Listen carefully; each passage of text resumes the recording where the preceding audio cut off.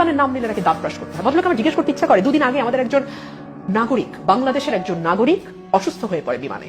বিমান জরুরি অবতরণের জন্য মুম্বাইতে অনুমতি চায়। মুম্বাই থেকে বলা হয় কোন দেশ কোন ধর্ম।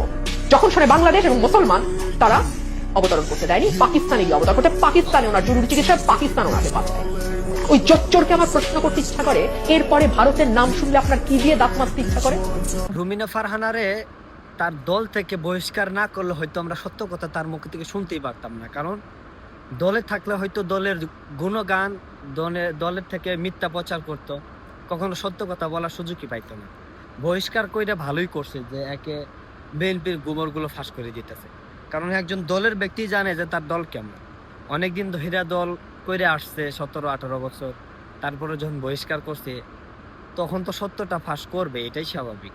আর এটা আমরা পূর্বে থেকেই জানি যে আমাদের প্রকৃত বন্ধুকে পাকিস্তান না ভারত। যখন আমাদের এই যে রুমিনা ফারহানা আপু বলল যে যখন আমাদের একজন হজগামী একজন বাংলাদেশ মুসলিম যাত্রী যখন হজে যাওয়ার উদ্দেশ্যে বিমানের ভিতরে অসুস্থ হয়ে পড়ে, তখন দিল্লিতে চাইছিল ল্যান্ড করতে, কিন্তু তারা দেয়নি। পাকিস্তান শোনার সঙ্গে সঙ্গেই শুধু ল্যান্ড করার সুযোগ না, এয়ার অ্যাম্বুলেন্স নিয়ে হাজির, চিকিৎসা কইরা তারপরে আবার ওই ফ্লাইটে হজের উদ্দেশ্যে পাঠায় দেয়।